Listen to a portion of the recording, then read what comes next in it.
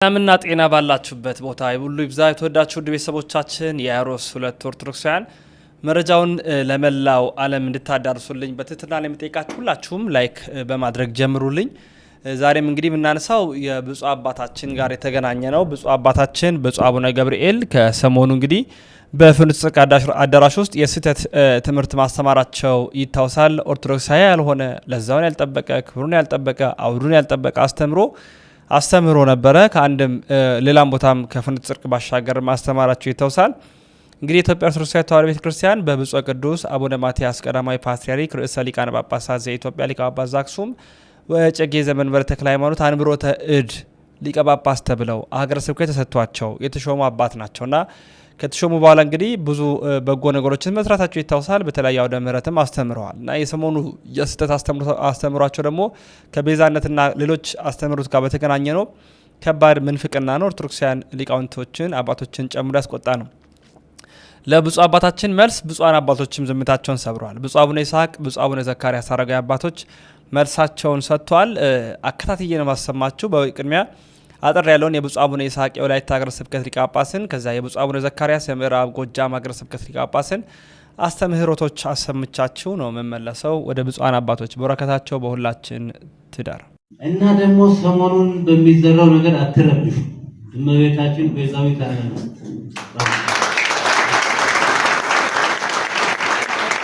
እኛ ማርያም ልብስም ምግብ ናት።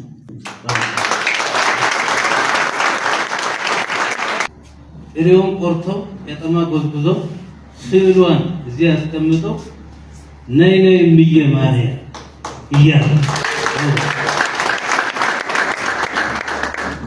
ለማርያም ያላቸውን ፍቅር በዚህ አይነት ሲገልጹ ነው የሚመስለው። ሰው እንኳን ቤዛ የሚል ስም ይሰጠው ለገንዘብ እንኳን ለእመቤታችን አምላክን በድንግልና ጸንሳ በድንግልና መውለዷ ከዚህ የበለጠ የሚያስደንቅ ነገር ምንድን ነው? አምላክን ከመውለዷ በፊት ድንግል፣ ከወለደች በኋላ ድንግል እመቤታችን። ከኔም ጀምሮ እኮ ከታች እስከ በር ከፋችሁ ድረስ ያለው እኮ ዛሬ በስሟ በእንተ ስማ ለማርያም እያለ እየበላ እየጠጣ ይመጣል። ይህን መካድ አያስፈልግም። ይህን መካድ ሽደት ነው። በእንተ ስማ ለማርያም አንዷን እንጀራ ሳይዘነ ቅድስት ብሎ አንዷ እንጀራ ለስድስት በልቶ ይሆናል እና ስለዚህ እመቤታችን በጸሎቷ ውሃውን ወደ ወይን በምልጃዋ በአስተምሯ ይህን ታምር ያደረገች እናታችን እና ስለዚህ መቼም ይሄ በዘመናችን የአውሬው መንፈስ ያልገባበት የለም። ይህን መጠንቀቅ ያስፈልጋል። መረበሽ የተመረጡትን እንኳን እስከሚያስቱ ድረስ ይህን የሚያው ክርስቲያን ሊረበሽ አይገባም። ግድ ነው። በቃ ትንቢቱ ይፈጸም ዘንድ ግድ እና ስለዚህ ጠቅላላ ይህን የምትሰሙ ክርስቲያኖች እመቤታችን ለእኛ ተስፋችን ከጎዶሎ ዓለም ወደ ሙሉ ዓለም የመለሰች ጌታን ጸንሳ ወልዳ ለእኛ የሰጠች የሕይወት እንጀራ የሰጠች የሕይወት ውሃ የሰጠች። ስለዚህ እኛ ማርያምን እንወዳታለን፣ እናከብራታለን፣ ቤዛዊተ ዓለም ብለን እንጠራለን።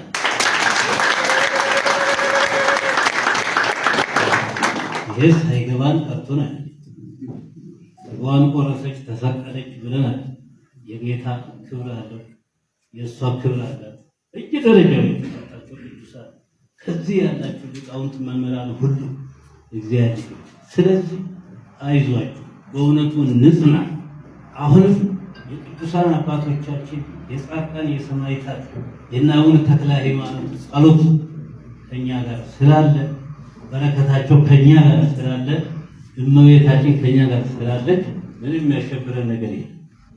ስለዚህ ሁላችሁም አይዟችሁ ላችኋለሁ። ለወንድሙ ነፍሱን ቤዛ አድርጎ ከመስጠት የበለጠ እና የሚሻል የለም። ይህ የወንጌል ቃል ነው፣ የጌታ ቃል ነው።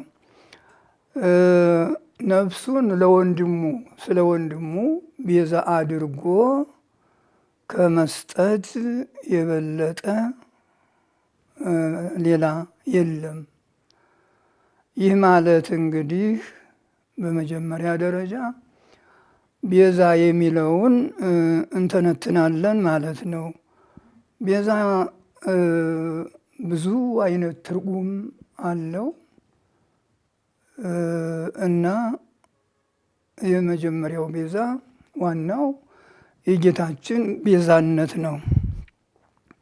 መድኃኒታችን ኢየሱስ ክርስቶስ በዕለተ ሐሙስ ማታ ደቀ መዛሙርቱን ግብር ይዞ አገባ፣ ለግብር ተቀመጠ እና ከዚያ ህብስቱን ይዞ ጽዋውን ወይኑን ይዞ ይህ በነገ በመልዕልተ መስቀል ለቤዛ ዓለም ለዓለም ቤዛ የሚፈተተው ሥጋዬ ይህ ነው፣ ለዓለም ቤዛ የሚፈሰው ደሜ ይህ ነው ብሎ ሰጣቸው። በዚህ ጊዜ ያ ህብስቱ ተለውጦ የአምላክ ሥጋ ሆነ። ወይኑ ደግሞ በጽዋው ውስጥ ያለው ያ ደግሞ ተለውጦ የአምላክ ደም ሆነ ነው። እንግዲህ ይሄ የመድኃኒታችን የኢየሱስ ክርስቶስ ቤዛነት ዋናው ትልቁ መጨረሻው አዳኙ የመድኃኒታችን ቤዛነት ነው ማለት ነው። ለቤዛ ብዙሃን ለብዙዎቹ ክርስቲያኖች ማለት ነው፣ ላመኑበት ሁሉ ቤዛ ሆኖ የሚሰጥ ይህ ነው ብሎ መሰከረ። ይህ የወንጌል ቃል ነው እና መድኃኒታችን ኢየሱስ ክርስቶስ የዓለሙ ቤዛ ነው፣ የዓለሙ አዳኝ ነው፣ ሁሉን የፈወሰ ያዳነ ነው እና ግን የቤዛነት ትርጉሙ በዚህ ብቻ የቀረ አይደለም። ዋናው ትርጉሙ ቤዛ ብዙ አይነት መንገድ አለው። ብዙዎቹ ቤዛ ተብለዋል። አዳኝ ማለት ነው ዋናው ትርጉሙ። መድኃኒት አዳኝ ማለት ነው። ኢየሱስ ማለት መድኃኒት ማለት ነው። እንግዲህ ኢሳይያስ ማለት መድኃኒት ማለት ነው። ኢያሱ ማለት ትርጉሙ መድኃኒት ማለት ነው እና መድኃኒታችን ኢየሱስ ክርስቶስና የእነሱ ቤዛነት አዳኝነት የተለየ ነው። ይሄኛው የፈጣሪ ነው፣ ያኛው ደግሞ የፍጡር ነው። ሙሴ አሁን እንግዲህ ቤዛ ሆኖ ለእስራኤል ተላከ። ያው በሱ አማካይነት ዳኑ እስራኤል እና ሙሴ ቤዛ አድርጌ ልኬሃለሁ ይላል። እንግዲህ ሲባል የሰነበተው ነው። ቤዛ አድርጌ ልኬሃለሁ ለሕዝቡ። ከዚያ እንግዲህ ደግሞ እነዚያ ቅድም የጠቀስኋቸውም እነ ኢሳይያስ መድኃኒት ተብለዋል። ግን እንደ ጌታችን እንደ ኢየሱስ ክርስቶስ ሥጋቸውን ቆርሰው ደማቸውን አፍሰው አይደለም፣ ዘገር ነጥቀው ባጭር ታጥቀው ያው ዘምተው ወገኖቻቸውን ስላዳኑ መድኃኒት ተብለዋል። ወደ እመቤታችን ስንመጣ ቤዛዊተ ዓለም ትባላለች። ከጥንት ጀምሮ ገና መድኃኒታችን ኢየሱስ ክርስቶስ ወደዚህ ዓለም ከመጣበት ጀምሮ የነበሩት ሐዋርያትም ሊቃውንትም ሰብአ አርድእትም ቅዱሳት አንስትም ሁሉ ድንግል ማርያምን አክብረው ቤዛዊተ ዓለም ይሏታል። እና አሁን እንግዲህ ቤዛዊተ ዓለም የሚለው የሚለየው እንደ ጌታችን ተሰቅላ በመልዕልተ መስቀል አይደለም፣ ደሟን አፍስሳ ሥጋዋን ቆርሳ አይደለም። ይሄ ነው እንግዲህ ልዩነቱ። በተረፈው ከዚያ በኋላ ቤዛዊተ ዓለም በአማላጅነቷ በቃል ኪዳኗ በተሰጣት ጸጋ ባለሟልነት በዚህ እየጸለየች እያማለደች መንግሥተ ሰማያትን ታወርሳለች፣ ይምርላታል። ልጇ ራሱ እንዲሁ ይታዘዝላታል ብንል ምንም ከመጽሐፍ ቅዱስ ይወጣ አይደለም። ይሄ ልጅ ለምንድን ነው እንዲህ ያደረገን? አሁን እንግዲህ ከበዓሉን አክብረው ወደ አገራቸው ሲመለሱ፣ ወደ ገሊላ ሲመለሱ ጌታ እዚያ ቀርቶ ነበር። ዮሴፍና እመቤታችን ግን ከልጆች ጋራ ነው ከሰዎች ጋራ ነው ብለው ዝም ብለው ሄዱ። ግን እዚያው ቤታቸው ሲገቡ ከጎረቤት ቢጠይቁም ቢፈልጉም አላገኙትም። ምክንያቱም እሱ እዚያ የመጣለት ለዓለም ቤዛ ነውና ለማስተማር ቀርቷል እዚያ ከበዓሉ እና ግን እየፈለጉት ሂደው ያለችው ነገር አንድ ልጅ ብላ ጠራችው። ይሄ ነው እንግዲህ የቤዛ እናት። ቤዛ ልጅ ማለት ንጉሠ ሰማይ ወምድር ነው፣ አምላከ ሰማይ ወምድር ነው እና ድንግል እመቤታችን ማርያም ልጅ ለምን እንዲህ አደረግ አለችውና እኔ እኮ ያለሁት እዚሁ በአባቴ ቤት ነው።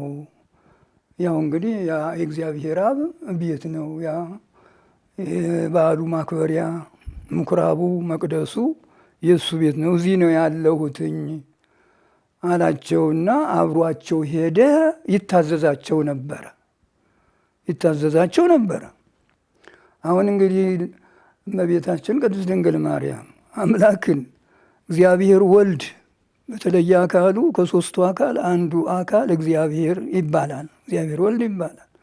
ልጄ ብላ አዘዘችው። ደግሞ ይታዘዛቸው ነበረ እና እስከ ማዘዝ ነው። ልጇ ነውና ይሄን አድርግልኝ፣ ይሄን ስራልኝ፣ ይሄን አድንልኝ ብላ ትማልደዋለች፣ ትነግረዋለች። ይህ የፈቃዱ ነው። በባህሪው አገብሮ የለበትም። ነገር ግን ከእመቤታችን ከቅድስት ድንግል በነሳው ስጋ ይታዘዝ ነበረ እና እያዘዘች ይሄን አድርግልኝ የቃና ዘገሊላው ወይንም በዚያው ነው የሚላችሁን ሁሉ አድርጉ ብላ አሳስባ፣ ወይን የላቸውም ብላ አሳስባ፣ ያው እሷ ባሳሰበችው መሰረት ነው እንግዲህ ጌታም ያን ሀሳቧን ተቀብሎ እነዚያን ጋኖች ውሃ ሙሏቸው ብሎ አዘዘ። ውሃ ሞሉ፣ ጠጅ ሆነ፣ ወይን ሆነ ማለት ነው እና ይህም የእመቤታችን አሳሳቢነት ነው፣ ብታሳስበው ነው እና እንግዲህ ይሄ ቤዛዊተ ዓለም ያሰኛታል። ምክንያቱም እሷ ልጇን እየማለደችም እንደ እናትነትም እያዘዘችም እንደ መጽሐፉ ይታዘዝ ነበረ ይላል። በኢሳይያስ 45 ምዕራፍ አለ። እግዚአብሔር እንዲህ አለ፣ እዘዙኝ፣ የማደርገውን ሁሉ እዘዙኝ አለ።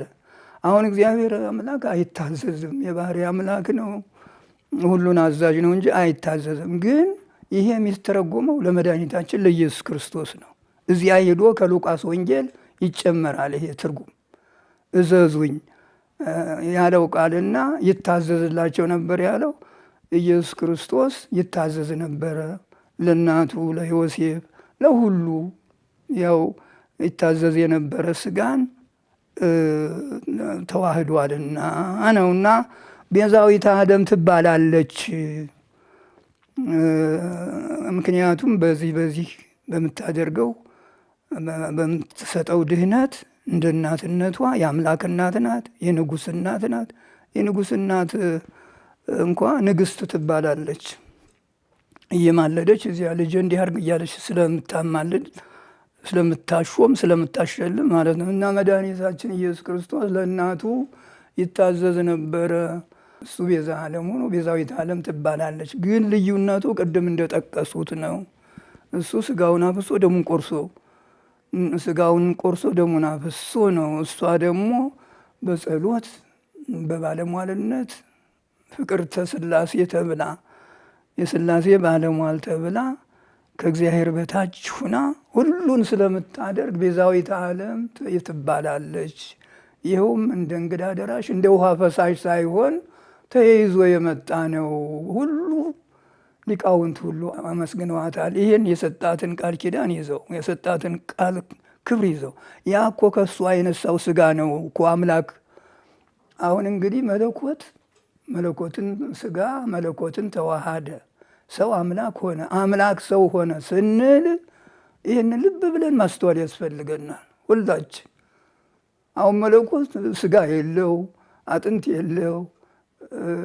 አሁን እንግዲህ ያ ረቂቁ መለኮት የእመቤታችንን ስጋ የሚዳሰሰውን ስጋ ነስቶ ለብሶ ያ ስጋ ደግሞ የባህሪ አምላክ ተብሏል። ያ ነው እኮ እንግዲህ ከእሷ የነሳው ስጋ እኮ ነው አምላክ የሆነው እና ቤዛዊተ ዓለም የምትባለው በዚህ ነው። ያ ከእሷ የነሳውን ስጋ ከመለኮቱ አዋህዶ አምላክ አድርጎ ስለሚያድንበት ዓለምን ስላዳነ ቤዛው የዓለም እሱ የዓለም ቤዛ ተብሎ እሷ ደግሞ በዚህ ባለው ቅድም በጠቀስ ነው ሁሉ ሕሙማንን በመፈወስ